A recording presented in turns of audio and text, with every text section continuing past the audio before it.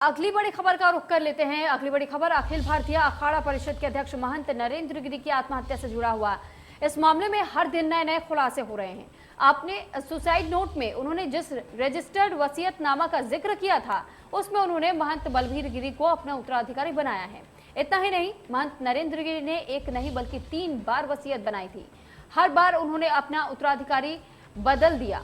पहली वसीयत 2010 में उन्होंने बनवाया, जिसमें कि बलबीर गिरि को उत्तराधिकारी बनाया गया, और इसके बाद 2011 में वो उन्होंने दूसरी वसीयत तैयार करवाई, जिसमें कि अपने शिष्य स्वामी आनंद गिरि को उत्तराधिकारी बनाया गया। इसके बाद 2020 में एक और वसीयत तैयार की गई, जिसमें पहले के दोनों वसीयतों को रद्द करते हुए बलबीर गिरि को फिर से उत्तराधिकारी घोषित किया गया।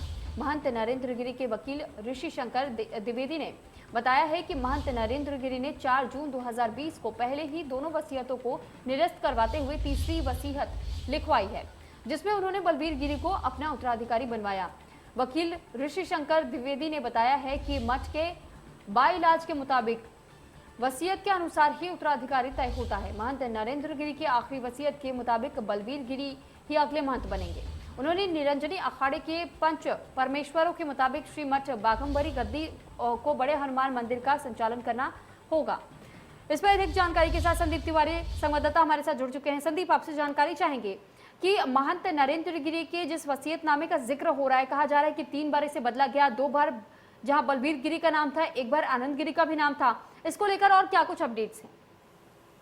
देखिए, वकील साहब का लगातार कहना है कि पहले बलबीर गिरि को के नाम से वसीयत की गई थी, लेकिन कुछ उनके आचरण में कमियां देखी थी, जिसके बाद उसको परिवर्तित करके आनंद गिरि के नाम कर दिया गया था।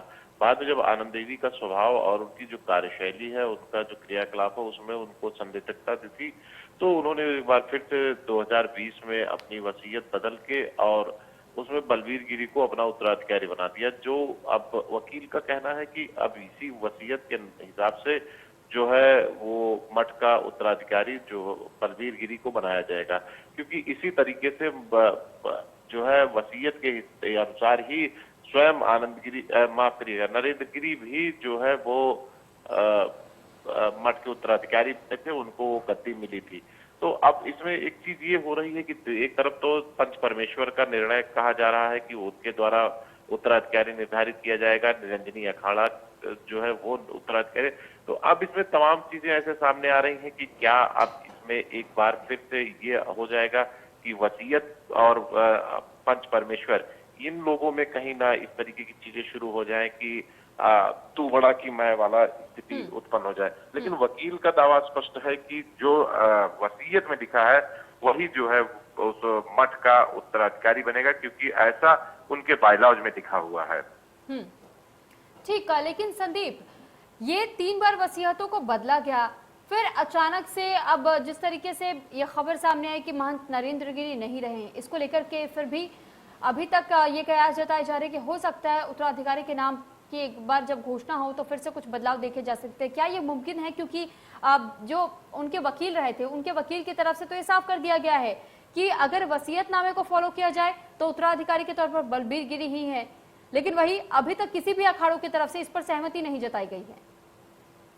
नहीं, अखाड़े अभी लगातार इस बात को कह रहे हैं कि जब उनके हम देखिए संतों का जब निधन होता है, उनके जो उनको समाधि दी जाती है, उसके बाद इनके यहाँ सोरसी का 16 दिन बाद सोरसी होती है, जिसमें सारे संत महात्मा और अखाड़े के पदाधिकारी पंच परमेश्वर सब इकट्ठा होते हैं। सोरसी के बाद जो है वो एक बैठक होगी जिसमें ये निर्णय लिया जाएगा कि अब इस पूरे मठ का संचालन किसके द्वारा किया जाएगा, कौन इसका उत्तराधिकारी होगा और मंदिर का दायित्व किसको दिया जाएगा। जो मठ का दायित्व पाएगा वही मंदिर का भी दायित्व का निर्वहन करेगा। अब वसीयत और एक बार फिर से बैठक होगी, उसको लेकर भी चर्चाएं जरूर होंगी। अब लेकिन जो मौत की गुत्थी अभी उलझी हुई है, उसमें कहीं ना कहीं जब से बलबीर गिरि का भी नाम आने लगा है, तमाम संतों ने उस पर भी आपत्ति जाहिर की थी। जी, बहुत धन्यवाद तमाम जानकारी हम तक पहुंचाने के लिए।